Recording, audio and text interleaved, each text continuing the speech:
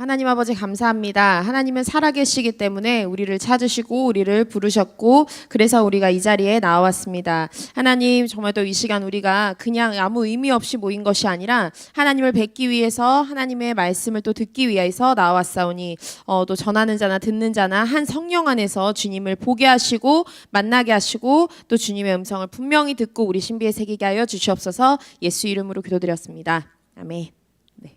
사도행전 17장 22절부터 31절까지 좀 같이 읽고 시작하도록 하겠습니다. 막간을 이용해서 제 소개를 드리면 저는 천안지역 담당하고 있는 민세원 선교사라고 합니다. 감사합니다. 아니 소개를 모르는 분들이 저를 모르는 분들이 이제 생기기 시작해서 제가 좀 너무 오래 있어가지고 사도행전 17장 22절부터 31절까지 같이 읽고 합독할 거예요. 같이 읽고 시작하도록 하겠습니다. 17장 22절부터 31절 시작. 바울이 아레오바고 가운데 서서 말하되 아덴 사람들아 너희를 보니 범사의 종교성이 많도다. 내가 두루 다니며 너희의 위하는 것들을 보다가 알지 못하는 신에게라고 새긴 단도 보았으니 그런즉 너희가 알지 못하고 위하는 그것을 내가 너희에게 알게 하리라. 우주와 그 가운데 있는 만유를 지으신 신께서는 천지의 주제시니 손으로 지은 전에 계시지 아니하시고 또 무엇이 부족한 것처럼 사람의 손으로 섬김을 받으시는 것이 아니니 이는 만민에게 생명과 호흡과 만물을 친히 주시는 자이심이라. 인류의 모든 족속을 한 혈통으로 만드사 온 땅에 거하게 하시고 저희의 연대를 정하시며 거주의 경계하셨으니 이는 사람으로 하나님을 혹 더듬어 찾아 발견케 하려 하심이로되 그는 우리 각 사람에게서 멀리 떠나 계시지 아니하도다. 우리가 그를 힘입어 살며 기동하며 있느니라.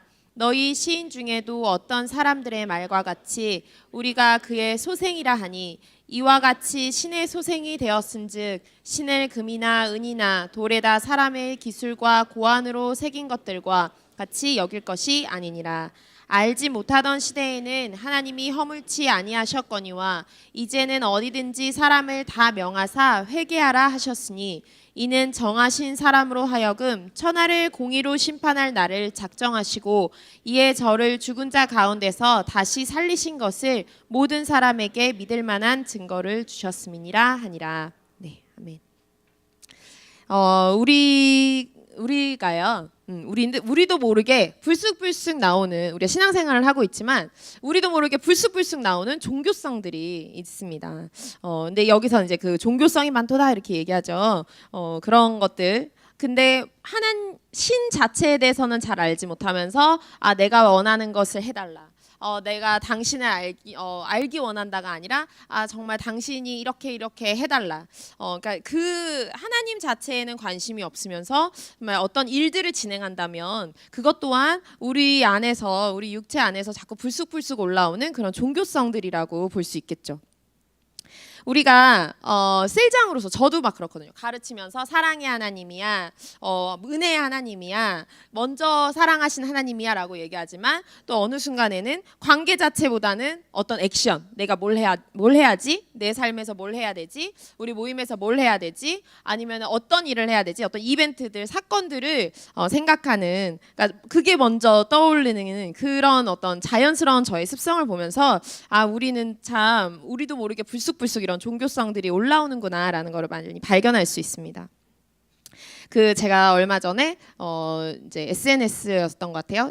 이제 동영상을 봤는데 알쓸신잡이라는 프로그램에서 나온 그 전문가 과학자 분의 5분 안 되는 영상, 그러니까 그분이 하시는 말을 이제 잘라서 편집해서 이제 영상으로 만들어 놓은 걸 봤는데.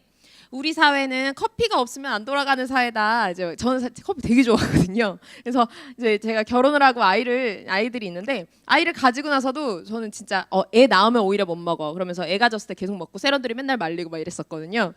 커피 없으면 못 사는 사람이고 너무 막 피곤해요. 근데 그러니까 이제 관심이 가니까 이제 보게 됐죠. 근데 거기서 보면 우리 사회가 커피가 없으면 안 된다는 거는 굉장히 피곤하다는 말입니다. 막 이렇게 설명을 이제 시작하더라고요. 그러니까 몸이 힘들면 뇌를 좀 천천히 써, 이제 좀 덜 써, 이렇게 하면서 어떤 이렇게 뭐라 해야 되지? 어떤 물질이 나오는데 제가 기억을 못해서 적었어요.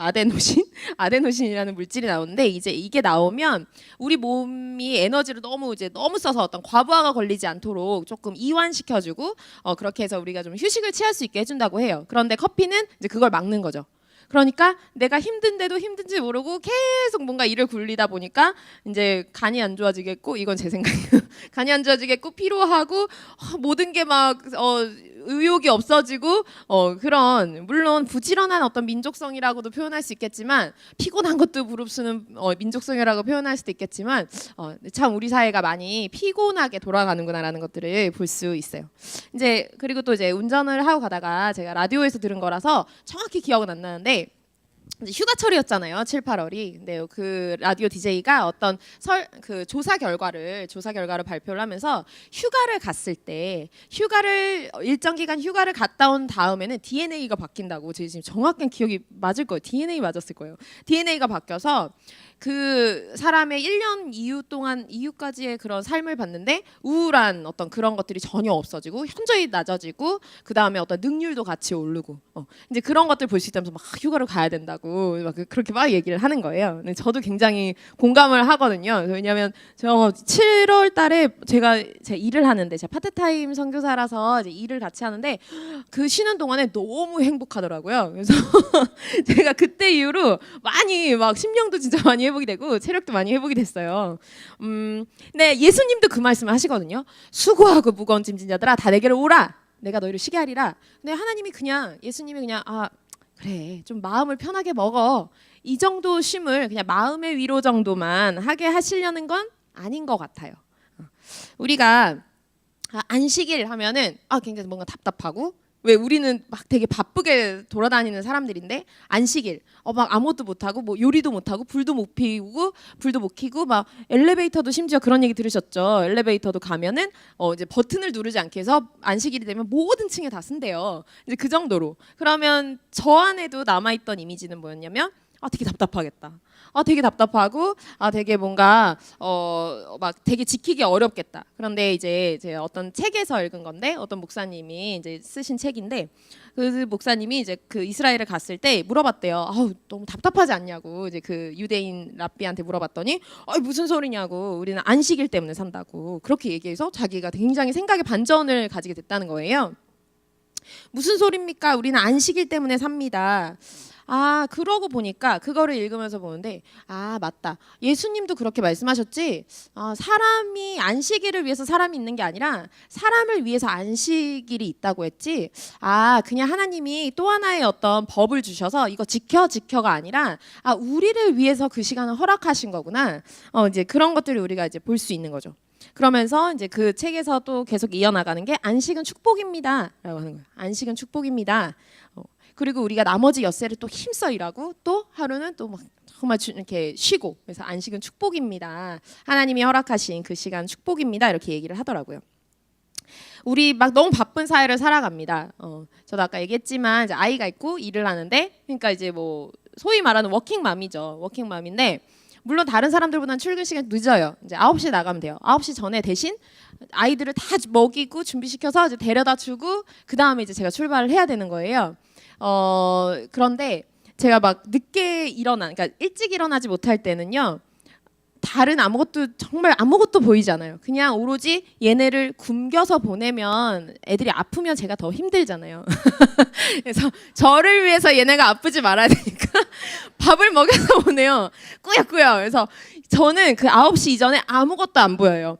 이제 같이 사시는 분은 알 텐데 9시 이전에 아무것도 안 보여요. 그래서 오로지 얘네를 먹여서 준비시켜서 데리고 나가는 게 저한테 목적이고, 막 애들이 뭘 물어보고 뭘 해달라고 해도 굉장히 피상적으로 대답을 해요. 알았어, 그랬구나, 이렇게 되게 피상적으로 대답을 하면서 오로지 저는 얘를 먹여서 빨리 데리고 나가는 게 저한테 목적인 거죠. 그런데 근데 제가 이제 5일 중에 하루는 오전 수업이 없어요. 그러니까 제가 가르치는 일을 하는데 오전 수업이 없어서 하루는 오후에 나가니까 너무 이제 여유로워요. 그래서 그 하루는 정말 아이들과 등원하면서 막 거의 데이트를 하는 거예요. 거의 등원끼리 데이트 같은 거예요, 아이들이랑. 이제 그런 거를 절 보면서 이제 이건 딴 얘기예요. 딴 얘기 잠깐만 할게요. 무얼 위해 내가 돈을 버는가? 아침에 이 난리를 펴가고 애들을 막 예민하게 만들고 막 이렇게 하면서 내가 왜 나가지? 막 그런 생각도 할 정도로. 우리가 이게 막 그 뭐라 해야 되죠? 그 목적이 진짜 주객이 전도될 정도로 이제 그 정도로 막 바쁘게 살아간단 말이에요. 그런데 아까도 얘기했지만 그런 바쁨이 없을 때 좀 마음이 쉼을 얻고 있을 때는 정말 그 사람이 보이고 그 주체가 보이고 그런데 그렇지 않을 때는 막 그 일만 보이는 거예요. 일만. 이제 제가 어저께 이제 우리 세런 한 명을 만났는데 세런이 이제 그 얘기를 하는 거예요. 자기 이제 간증을 얘기하는데 둘째 날 새벽기도 시간이 있었대요. 근데 이제 둘째 날 새벽기도 시간이 가장 좋았다는 거예요. 근데 뭐라고 얘기하냐면 정말 주님 앞에 이제 기도를 하는데 너무 그 잠잠히 주님 앞에 머물러 있는 시간이 너무 좋았다. 주님 앞에 머물러 있고 이게 쉼이지. 그런데 이제 그렇게 주님 안에 머물러 있는 그 시간에 빗소리 쫙 내리고 햇볕이 싹 들어오고 막 이제 그런 간증을 막 하는 거예요. 그래서 그렇지. 그게 우리 지금 다수의 간증이 아닙니까? 그게 우리 이번 수련의 간증이 아닌가요? 하나님이 보였어요. 내가 막 큰 깨달음을 알았어요. 그때만이 아니라 하나님이 보였어요. 어떨 때 하나님이 보인다고 제가 워킹맘 얘기를 왜 한 거죠? 내 마음에 쉼이 있을 때 그제서야 상대가 보여요. 내 마음에 쉼이 없으면 막 일이 보이거든요. 아무것도 안 보여요. 근데 내 앞에 상대가 보이는 건 내가 쉼을 얻었을 때. 저도 은혜의 밤 들어가기 전 저녁 예배 때인가요? 그때 이제 찬양하는데 그 고백이 막 나와요. 주님은 나의 구주십니다. 주님은 나의 구세주이십니다. 나의 가장 귀한 주님이십니다. 그 고백을 정말 진정성 있게 하게 되는 거예요. 그러니까 우리는 그러니까 안식을 얻을 때 비로소 종교성을 걷어버리고 정말 하나님을 볼 수 있고 또 내 앞에 영혼을 볼 수 있고 내 마음에 하나님이 주시는 안식이 없으면 셀도 일이거든요. 나 얘 누구 만나야 되고 모임 가야 되고 이렇게 일이 되지만 내 마음에 하나님이 주시는 안식이 있을 때는 하나님이 보이고 영혼이 보이고 그러면서 일이 보여요. 그러면서 이게 어떤 일의 순서를 얘기하는 게 아니라 정말 내가 어디에 가장 많이 마음을 쏟고 있는가가 비로소 제대로 자리 잡게 되는 거죠. 질서 있게. 그래서 하나님이 가장 먼저 보이고 가장 크게 보이는 그것이 하나님이 우리에게 안식을 주시는 이유라고 생각을 해요. 그래서 하나님은 안식을 주시는 분이십니다. 두 번째 이제 제가 이야기하고 싶었던 것은 또 회복을 주시는 하나님에 대해서 이야기를 하고 싶었어요. 하나님은 회복을 주시죠. 저도 이제 우리 왜 6월 초에 막 있었던 일들이 사무실에서 대예배를 드리다 보면 이제 화면으로 비춰주잖아요. 본당 곳곳을 비춰주는데 하루는 그러는 거예요. 저곳은 누구와 누구와 싸웠던 곳이야. 저곳은 무슨 일이 있었던 곳이야. 저곳은 무슨 일이 있었고 막 그러면서 너무 마음이 안 좋은 거예요. 근데 그때 하나님이 어떻게 감동을 주시냐면 그 호세아서 말씀이 이제 생각나게 하시더라고요. 찢으신 곳에서 도로 회복시키실 거다. 찢으신 곳에서 도로 낫게 하실 거다. 이제 그것들을 하나님 감동을 하시더라고요. 그런데 하나님이 말씀하시는 회복이라는 것은 하나님이 주고 싶은 회복이라는 것은 너희가 예전에 안정감 있게 살았잖아. 내가 그 안정감을 회복시켜줄게. 내가 이 모든 상태들을 되돌려줄게. 이게 아니더라고요. 저는 그건 줄 알았어요. 처음에 내가 다시 우리가 안정감 있게 모임을 할 수 있게 되겠구나. 막 이렇게 기대를 하고 있었는데 하나님이 원하시는 회복은 하나님이 주시려는 회복은 그게 아니더라고요. 마치 예수께서 이 성전을 헐라 내가 3일 만에 다시 세우리라 했을 때 예루살렘 성전을 재건하겠다 이 말이 아니셨던 것처럼 그 말이 아니셨던 것처럼 하나님이 주시려는 회복은 하나님이 원래 주시려는 게 있었어. 내가 너희한테 원래 주려는 게 있었는데 그걸 이제 줄게. 그게 하나님이 말씀하시는 회복이더라고요. 우리가 알게 모르게 사람에게 속해 있고 교회라는 어떤 집단에 속해 있던 그것을 하나님께 속해 있도록 돌이키시는 게 하나님이 주시려는 회복이거든요. 하나님이 그러면서 말씀하셨던 거는 우리에게 쉼표를 찍고 가지 말고 마침표를 찍고 가라고 그러니까 그런 마음을 저한테 이제 주시더라고요. 쉼표를 찍는 거, 어떤 것을 수정하고 보완해서 가고 이게 아니라 완전히 새로운 길을 가라고, 완전히 새롭게 되라고. 그것을 쉼표를 찍었을 때는 우리는 결국 똑같은 실수를 반복할 수도 있고요, 똑같은 타락을 할 수도 있는 거거든요. 하지만 그것을 완전히 마침표를 찍고 예전의 아름다움과 예전의 또 상처와 아픔은 그대로 두고 새로운 길을 가라. 그때는 하나님이 정말 주시려고 했던 것, 하나님이 원하시는 회복, 하나님이 말씀하시는 회복이 이루어질 거거든요. 그래서 하나님은 우리에게 회복을 주시기 원하는데 그 회복이라는 것이 어떤 예전의 것을 다시 되돌려 주신다는 것이 아니라 오히려 그 이상의 것, 원래부터 하나님이 주고자 하셨던 것, 원래부터 우리에게 정말 알고자 하셨던 것을 하나님께서 회복하시려는 그런 회복을 주시는 하나님이십니다. 그리고 이제 세 번째 또 이야기하고 싶었던 것은 하나님은 우리에게 믿음을 주시고 믿음을 요구하시는 분이시라는 거를 또 이야기하고 싶습니다. 7월 초쯤에 저는 이제 그 영성일기까지는 아니고 하나님이 어떤 말씀을 감동하시고 어떤 말씀을 나한테 계속 주시는 거 보니까 요즘은 이런 키워드로 말씀하시네, 이제 이런 것들을 좀 적어놓는 편인데 계속 믿음에 대해서 말씀을 하시는 거예요. 그래서 그래, 내가 믿음이 없죠. 하나님 맞아요. 소망이 안 생겨요. 모임을 보면서 내 영혼을 보면서 소망이 안 생겨요. 교회를 보면서 소망이 안 생겨요. 맞아요. 믿음이 없어요. 이렇게만 알았거든요. 근데 물론 그것도 말씀하셨겠지만 하나님이 내가 생각하지도 못했던 내 안에 이제 모습을 보여주시는데 어떤 모습이었냐면 분노하고 있는 모습을 보여주시더라고요. 제가 욕이 그렇게 많이 들었어요. 그래서 제 주변 분들은 다 아시는데 제가 정말 중2 때도 안 하던 욕을 내가 그렇게 한다고 그러면서 그랬더니 또 우리 또 다른 친구는 또 딴 얘기인데 중2병도 중2에 오는 게 복이에요 이렇게 말하더라고요.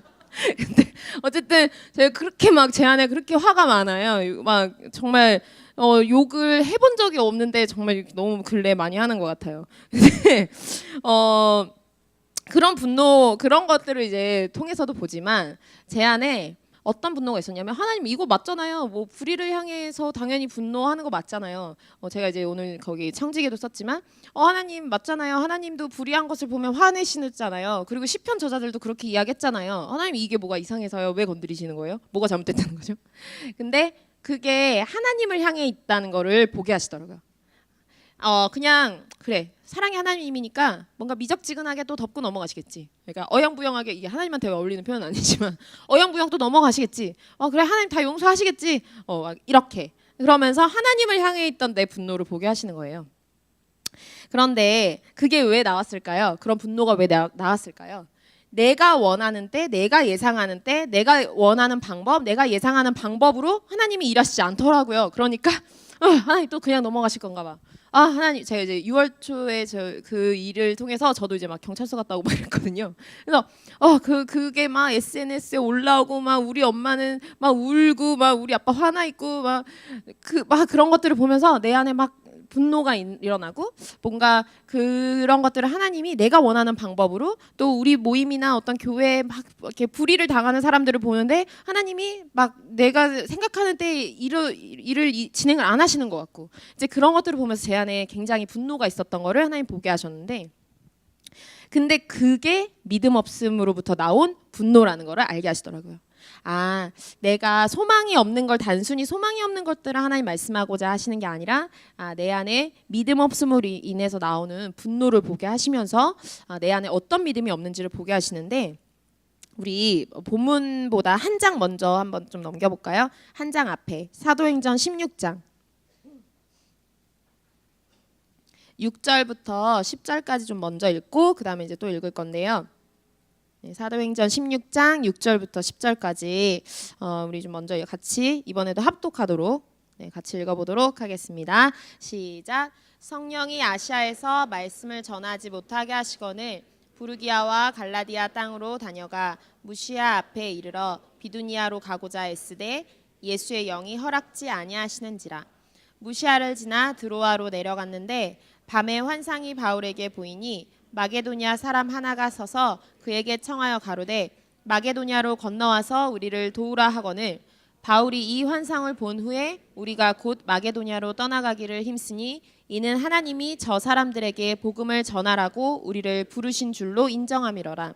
네, 그래서 바울이 아시아로 막 가려고 했고, 막 비두니아로 가려고 했는데 하나님이 허락지 않으시고 결국에는 이제 다른 곳으로 막 가게 하세요. 그런데 이제 그 뒤에 한번 볼게요. 이제 그 뒤에 읽지는 않고 이제 막 이렇게 전도를 하죠. 그래서 막 사람들이 회심하고 변화되고 그런데 이제 그 예언하던 종을 축사를 해주고 그렇게 하면서 그 귀신이 나가버리니까 결국에는 예언을 이제 못하는 거죠. 그러니까 물론 그 사람의 영혼을 보면 굉장히 축복인데 그 사람이 종으로 있었는데 그 사람이 주인이 보기엔 나의 그 어떤 경제적인 손실을 가지고 온 사람인 거잖아요. 그래서 이제 결국은 갇혀서 감옥에 가요. 감옥에 가는데 우리 여기서 만약에 내가 바울과 실라였다면 어땠을까? 내가 만약에 하나님이 여기 가지마 이랬는데 하나님 여기 한번 갔다가 갈게요. 이래서 들렀는데 여기서 나쁜 일이 생겼어. 여기서 막 잡혔어. 그러면 하나님이 가지 말라 그랬을 때 가지 말 걸 이러지만 굳이 여기 안 가겠다고 했는데 하나님 여기로 가라고 하시더니 여기서 막 잡혔어. 감옥 가고 막 핍박과 환난을 받아요. 그러면 우리 같은 경우는 원망 안 하면 대단한 믿음이죠. 입이라도 다물고 있으면 대단한 믿음이죠. 하나님은 이렇게 해가지고 막 불평하지 않는다면 그것만 해도 믿음이 있다라고 얘기할 수 있을 정도로 우리 같았으면 하나님 앞에 감사와 찬양은 꿈도 꾸지 못했을 것 같아요. 물론 이 와중에는 이제 훌륭한 분이 계실 수도 있지만 저는 그러지 못했을 것 같아요. 그런데 여기서 쭉 보면 읽지는 않을게요. 이제 19절부터 쭉 보면 이제 감옥에 갇혔는데 결국에는 그 사람들이 감옥에 가서도 바울과 실라가 가서도 여기 25절에 하나님을 찬미하거든요. 또 기도하고 하나님을 찬미하고 막 감사와 찬양이 막 나오는 거예요. 우리 찬양 언제 나와요? 물론 찬양 시간대에도 나오지만 내가 혼자 살아갈 때 언제 찬양이 나와요? 내 마음에 정말 하나님을 간절히 원할 때 아니면 내 마음에 어떤 다른 문제보다도 하나님이 크게 보일 때 문제가 크게 보일 때는 힘이 있고 마음에 힘이 있고 없고를 떠나서 문제가 크게 보일 땐 찬양이 참 나오기가 힘든 것 같아요. 그런데 이 사람들이 그렇게 기도하면서 찬양할 수 있었던 거는 하나님이 더 크게 보였던 것이고 그만큼 하나님을 향한 믿음이 있었던 건데 그 믿음이 저에겐 없기 때문에 분노하는 모습으로 나오더라고요. 하나님 자체에 대한 신뢰, 하나님이 어떤 분이신지 그냥 그대로 믿는 거. 내가 어떤 일을 당하고 있고 어떤 마음을 어떤 심경의 변화를 겪고 있고 내가 어떤 일들이 아직 해결되지 않은 채 남아 있고 이걸 떠나서 그냥 하나님 자체를 믿는 거. 그 믿음이 바울과 실라에게 있었고 그랬기 때문에 그들이 정말 기도와 찬양, 감사와 찬양을 하나님 앞에 할 수 있었던 거죠. 시편에 고백하는 것처럼 하나님의 생각은 많으셔. 하나님의 생각은 크셔. 그 믿음이 그들에게 있었던 거고 반대로 저는 그 믿음이 없기 때문에 일이 왜 이렇게 처리가 안 돼? 일이 왜 이렇게 진행이 안 돼? 왜 이렇게 억울한 일들이 막 생겨? 그렇게 하면서 감사와 찬양이 나오지 않는 또 심지어 하나님을 향해서 막 이제 막 하나님 앞에 이렇게 입으로까지는 아니지만 마음의 분노를 가지고 있는 이제 그런 모습을 보게 하시더라고요. 그러면서 그제서 이제 깨닫고 하나님 맞습니다. 내가 이 믿음이 없었네요. 하나님이 그렇게 선하시다라고 얘기하고 경험했고 또 그거를 모르지 않으면서 그거를 내가 인정하지 않고 문제를 더 크게 봤습니다. 이렇게 하면서 이제 회개를 이제 하는데 그때가 이제 수요 예배였어요. 수요 예배 때 이제 그 기도회 때 막 이제 회개를 하는데 그때서야 이제 하나님이 말씀을 하시는 거예요. 뭐라고 이제 감동을 주시냐면 그래 너에 대해서 그 SNS에서 막 그렇게 비난하고 그들이 막 조롱하고 할 때 그래 나도 너무 화가 났었고 나도 가만히 있을 수가 없었다. 하지만 그거보다 하나님이 더 속상하셨던 거는 이거라는 거예요. 내가 하나님을 신뢰하지 못하는 거.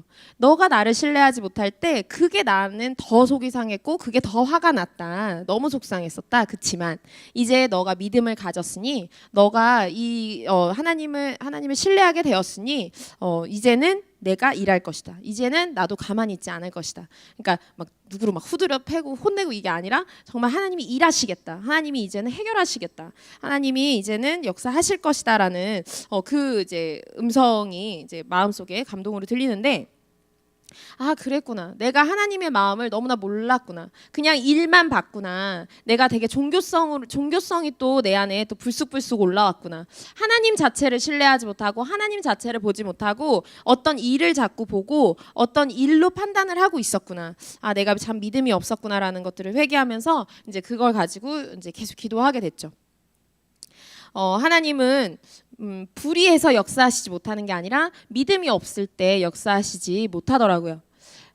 그 소돔과 고모라도 결국에는 타락해서 망한 것이 아니라 의인이 없어서 망한 거였잖아요. 아브라함이 막 이제 기도하는데 정말 의인이 이만큼 있으면 하나님 멸하시지 않겠습니까? 그러면 이제 정말 다시 살리시겠습니까? 회복시키시겠습니까? 막 하는데 10명이 있어도 10명만 단 10명만 있어도 그렇게 할 것이다라는 하나님 응답을 주셨지만 결국에는 망했던 이유가 의인이 없기 때문에 믿음을 가진 의인이 없기 때문에 망했던 거죠.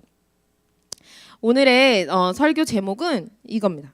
안식과 회복과 믿음을 주시는 하나님. 안식과 회복과 믿음을 주신 하나님. 안식하면서 결국 우리는 하나님을 보게 되는 것. 그리고 그 하나님을 보면서 우리는 하나님 존재 자체에 대해서 하나님 자체에 대해서 신뢰하며 믿음을 가지는 것. 그때 하나님이 역사하실 수 있습니다. 그래서 믿음이 있을 때 반전이 일어나고 회개가 나올 때 반전이 일어나고 또 은혜가 임할 때 반전이 일어납니다. 호세아의 자녀들의 이름을 바꾸어 주셨다라는 설교를 제가 얼마 전에 들으면서 아, 그래. 태생부터 그렇게 저주받고 태어났던 그들의 이름을 하나님이 바꿔주셨는데 태생부터 그랬던 것도 하나님 바꿔주셨는데 하나님 앞에 어려운 일이 아무것도 없지. 하나님 앞에 불가능한 일이 없지. 하나님 앞에 이거 조금 어려워 불가능해 이런 일이 전혀 없다는 거를 이제 막 고백하게 됐거든요. 이제 결론입니다. 하나님이 보내신 곳에서도 바울과 실라 얘기를 읽었던 것처럼 하나님이 아무리 보내셨다 할지라도 핍박과 환난은 있을 수 있고 순조롭지 않을 수도 있어요. 하지만 그게 그 길이 틀린 길이라는 반증이 될 수는 없습니다. 초대교회에 우리 초대교회로 돌아가자, 뭐 신학교회로 돌아가자라고 얘기하는데 초대교회에 처음부터 매뉴얼이 있었던 것은 아니에요. 제가 이제 사도행전 3장부터 17장을 쭉 읽어보면서 한번 정리를 이제 쭉 봤는데 이 이제 초대교회의 흐름들을 보니까 가르쳤고 표적이 나타났고 핍박받았고 그치만 또 다시 기도로 담대했고 전도했고 그러면서 7 집사를 세웠고 근데 이제 또 스데반 집사 사도도 아니었지만 그 집사가 막 증거하다가 순교당하고 또 흩어지고 또 전도하고 표적이 나타나고 또 그러면서 교회가 든든히 서가고 그리고 또 선교하고 해외로 막 이제 타 지방으로 가면서 선교하고 그러다 보니까 이방인에 대해서 또 필요한 게 생기다 보니까 공의회라는 걸 통해서 이제 이방인에 대해서 결의하고 또 그리고 또 선교하고 전도하고 이렇게 처음부터 매뉴얼이 있지 않았거든요. 우리가 지금 그 상황이 아닐까 싶어요. 그렇기 때문에 예수님이 너희가 예루살렘과 온 유대와 사마리아와 땅끝까지 이르러 내 증인이 되리라 하셨지만 자 하나님이 예루살렘 그다음에 유대 그다음에 사마리아 땅끝이래 이렇게 하면서 체계적으로 계획을 세워서 초대교인들이 나갔던 것이 아니라 어떻게 보면 막 몰아가셨죠. 그렇지만 분명했던 건 하나님이 개입하셨던 거 하나님이 함께 하셨던 거 개입하셨던 거 그렇기 때문에 우리가 지금 우리 상황을 볼 때 어떻게 어디서부터 가야 될지 모르겠어 어떤 이벤트를 볼 것이 아니라 하나님 자체를 먼저 보는 거에 우리가 초점을 맞추고 하나님이 보인다면 그때부터는 정말 내가 정말 초대교회처럼 하나님과 함께 하심과 개입하심이 있다면 어떤 매뉴얼이 정해지기까지 내가 여기서 잘 기다려야지 이게 아니라 아이디어도 많이 내시고 또 방언 기도도 많이 하시고 구체적으로도 기도하시고 또 참관 많이 하시고 또 막 감시도 하시고 막 또 막 이렇게 제안도 하시고 그렇게 모두가 노력하고 모두가 준비되어지는 그런 게 너무나 간절하게 필요한 우리의 시기입니다. 그래서 우리가 지금 이 시기에 그래서 하나님 뭘 해야 되나요?가 아니라 하나님의 개입하심이 보인다면 하나님의 함께하심이 보인다면 우리는 이제는 그걸 가지고 모두가 함께 움직여야 되고 그때에 정말 그렇게 가르쳤을 때 그렇게 전했을 때 또 표적이 나타날 것이고 그랬을 때 또 우리가 필요한 매뉴얼들이 그제서야 이제 세워질 것이고 그때 하나님께서 하시고자 하는 일들이 우리를 통해서 일어나고 이루어질 수 있을 거라고 생각합니다. 그래서 우리 이제 오늘 끝나고 캠퍼스 모임 때 간증하시잖아요. 간증하실 때 우리의 간증은 하나님이 보였어요. 이런 간증이 정말 많았으면 좋겠고 하나님이 함께 하심이 너무나 분명하게 보였어요. 그런 고백이 나왔어요. 이런 간증들이 많이 넘쳐났으면 좋겠고 그때 하나님이 함께 하시니까 어떤 매뉴얼이 정해지기 전까지 어떤 할 일들이 정해지기 전까지 기다리는 게 아니라 우리가 먼저 움직이고 그때에 많은 하나님이 또 필요한 것들은 매뉴얼을 세우실 거고 시스템을 세우실 거니까 우리가 많이 움직이고 많이 기도하고 많이 참관하고 많이 관여하는 그런 우리가 되었으면 좋겠습니다. 그래서 우리 좀 같이 기도하실 때 먼저 감사하시고 하나님 나에게 하나님의 함께 하심을 증명해 주셔서 감사하고 보여주셔서 감사합니다. 하나님 그리고 앞으로도 하나님이 개입하여 주시고 하나님이 책임져 주세요. 같이 기도하시고 또 하나님 그래서 우리가 어떤 매뉴얼을 어떻게 잘 세워야 되지